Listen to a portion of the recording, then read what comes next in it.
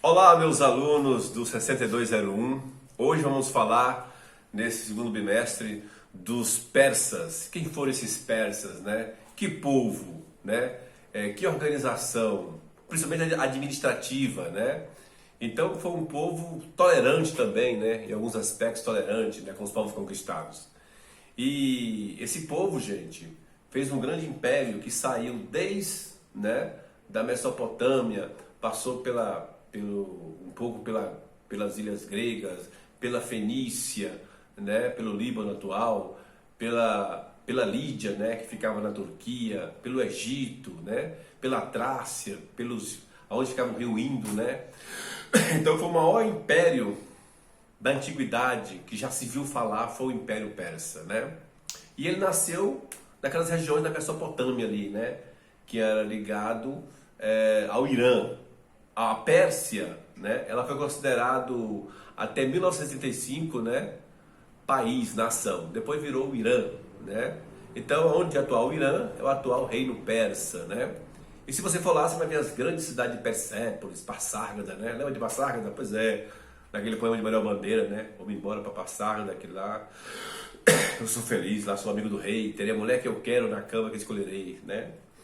Então, esse reino, esse povo das Pérsias, né? Eles obtiveram grande êxito, né, na sua política de descentralização administrativa e também da construção de diversas estradas, né? Que favorecia o deslocamento do exército, do comércio, né? E durante a antiguidade, né, a região da Mesopotâmia era uma região marcada por grandes conflitos de terras, né? De conquistas praticamente, de terra não, perdão, né? E entre essas guerras destacamos a dominação dos persas sobre o grande império mesopotâmico, né, babilônico, né? Realmente isso, né? É 539 a.C. E que teve a grande liderança do rei Ciro, né? Foi Ciro que, na verdade, né, empreendeu a formação de um estado centralizado, né? E que dominou toda a região mesopotâmica, né? Então, aquela região que era muito rica, muito fértil, muito de negócio, foi isso, né? Então, as cidades, como eu falei, né? As cidades dali, um pouco da Turquia, né? E também da Ásia Menor ali, né? Que era Fenícia, Egito, né? Aquele pessoal mais ligado ali ao mar, como se diz, ao mar Mediterrâneo, né? Então, gente, com essa estabilidade, né, ele deu um processo de construção aos territórios, né? E Círios, né, acabou governando até 525, né, conquistou o Egito na Batalha de Peleusa, né? E com a prematura morte de Cambises, né, deixou o trono persa sem nenhum herdeiro direto, tá? E eles fizeram uma reunião, depois que fez a reunião de Cambises, né, que era outro rei lá, né, depois de Ciro, eles começaram então a fazer. E aí veio Dário, né? Dario foi eleito o novo imperador, né? Ele foi escolhido numa reunião dos chefes das grandes famílias persas para ser eleito, né? Que é uma coisa rara, né? E ele foi eleito imperador persa. Em seu governo, ele fez diversas reformas políticas, né? E que culminaram com o fortalecimento, né, da autoridade do imperador. E então, aproveitando a grande capacidade militarista, porque os persas eram muito militares, bons guerreiros, né? Eles começaram então a conquistar mais ainda, do rio Indo até a Trácia, né? Que é uma região ali perto da Iugoslávia, né? Para poder essa sequência de conquistas militares, né? Aumentar muito mais o império. Eles só foram derrotados em 490, né? Na Batalha de Maratona, né? Não de Maratona, o cara correu 40 quilômetros para poder dar notícia e morreu. Então, devido a essa Batalha de Maratona, né? Ficou a grande corrida de maratona, né? Que é de 42 quilômetros. Ganhou mais dois porque o pessoal na Olimpíada lá da Inglaterra, né? Eles queriam passar perto do Palácio de Buckingham para a rainha não sair do prédio e acabaram aumentando mais 2 quilômetros. Mas isso é apenas uma frivolidade, uma informação a pouco. Vamos voltar agora ao nosso querido Império Persa, né? E o Dário, gente, ele foi uma espécie de... Ele criou uma grande administração. O império era tão grande que ele construiu várias províncias. Porque o império era muito centralizados, né? Tinha encarregados. Mas ele não, ele dividiu em províncias, como hoje é os estados, né? E botou esses homens chamados sátrapas, né? Para governar a cidade, arrecadar impostos, né? E botava também espiões atrás desses governadores para saber se eles estavam fazendo realmente as vontades, né, dos reis, né, do rei do país, né, do rei da Pérsia, né, eram os ouvidos e os olhos do rei. Quer dizer, ele tinha essa ideia, né, de governar, repartir, mas também de, né, então orar e vigiar, e eles eram espertos nisso, né, governar e fiscalizar, né. Os persas eram muito espertos nesse negócio de criar a província chamada Satárpia, né? Fizeram muitas estradas, fizeram o correio, praticamente fizeram o correio, né? A cada 100 quilômetros, um cavalo levava uma carta, né? Quer dizer, para nós hoje, os persas eram a internet daquele momento, né?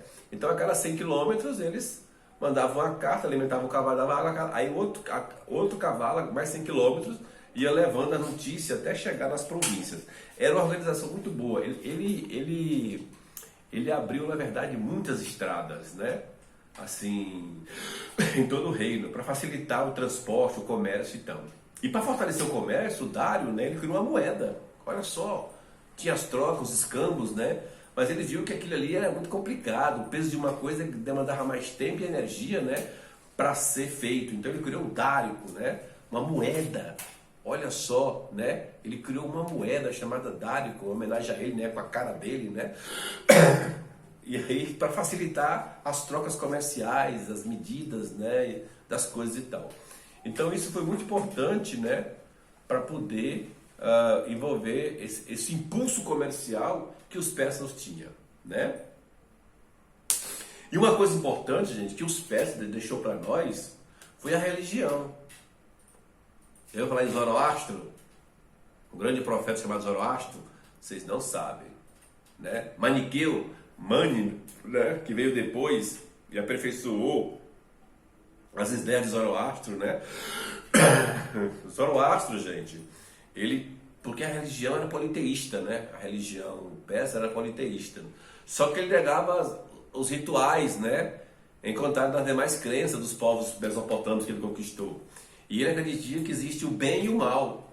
Não existia essa ideia de bem e mal antes de Zoroastro. Então ele criou essa ideia de bem e mal, dualismo, né? Então, depois Maniqueu aperfeiçoou isso e virou maniqueísta. Quando você decide uma coisa, ou é preto ou é branco, né? Ou é bem ou mal, né? E quem criou essa cultura foi os persas.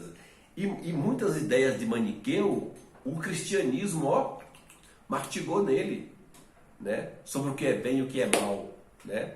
Porque eles achavam que existia o príncipe, né? Que era da luz, né? O Mazda, né? Representava o bem, o bem e a sabedoria, né? Você vê que sabedoria é do lado do bem, né? Reflexão, né? E também tinha Arimã, que era considerado das trevas, né? Da ignorância, o que não levava à luz, ao conhecimento, né? Então foi isso. Então, por exemplo, o negócio de bem e mal, diabo, inferno, é bem baseado nas ideias do Império Persa, né? Isso há sete séculos, no ano 7 e 6 antes de Cristo, né? Quer dizer, já tinha uma ideia. Depois esse pessoal pegou e distribuiu essas ideias de bem e mal na religião de Zoroastro, né? Ou Zaratustra, né? Como se diz, né? Nietzsche fala aqui, Zaratustra, né? E o legado cultural dos persas foi isso, gente. Criar essas províncias administrativas, né? Essa fiscalização do funcionário público, né? Dos representantes do rei.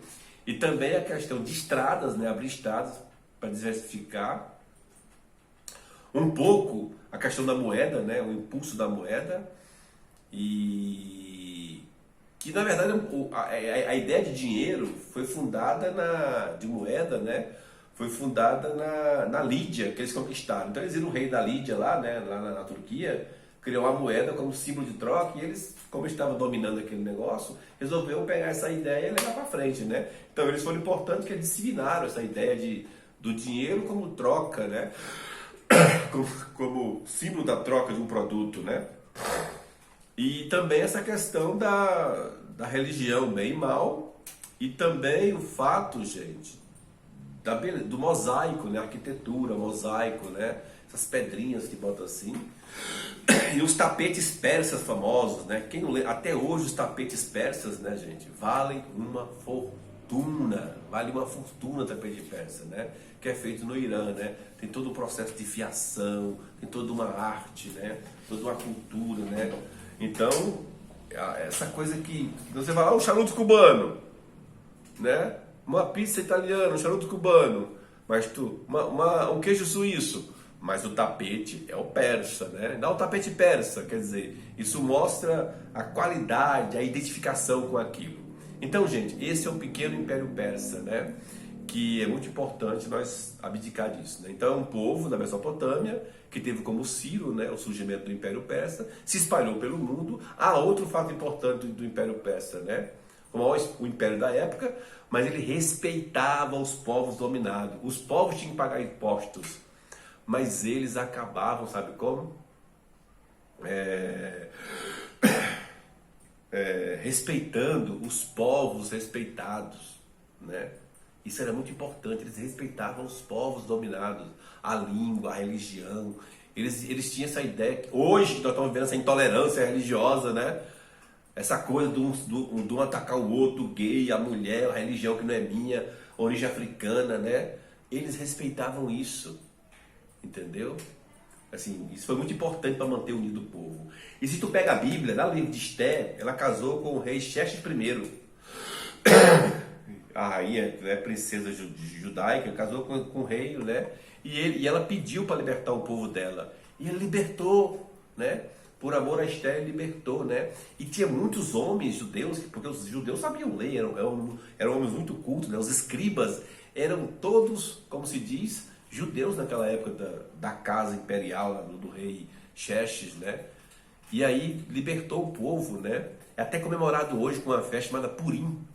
É uma das festas mais importantes, né, do povo judaico, né? Purim. Porque essa saída do povo judeu a pedido de Esté para o rei é chamada de um antipogrom. É contra a perseguição, né? Pogrom quer dizer perseguição do povo judeu, né? Então é como se diz assim, uma antipogrom. Então se você for ler, você que é evangélico, ou católico, né? Estou falando mais assim porque o pessoal gosta de mais ler, muito religioso, é bom você ler o livro de Esté, que tem um dos reis, né? Teve essa cultura, né? De abraçar e de trazer o povo de Deus para dentro, né, da sua casa e também libertaram. Para você ver como esse povo, os persas, eram muito bem organizados. Tá certo? Então fica aqui a minha aula de hoje e eu espero com o conteúdo que eu passei para vocês escrito, né, as apostilas, a gente possa ter um bom aproveitamento desse conteúdo e assim ter um bom aprendizado. Obrigado? Obrigado.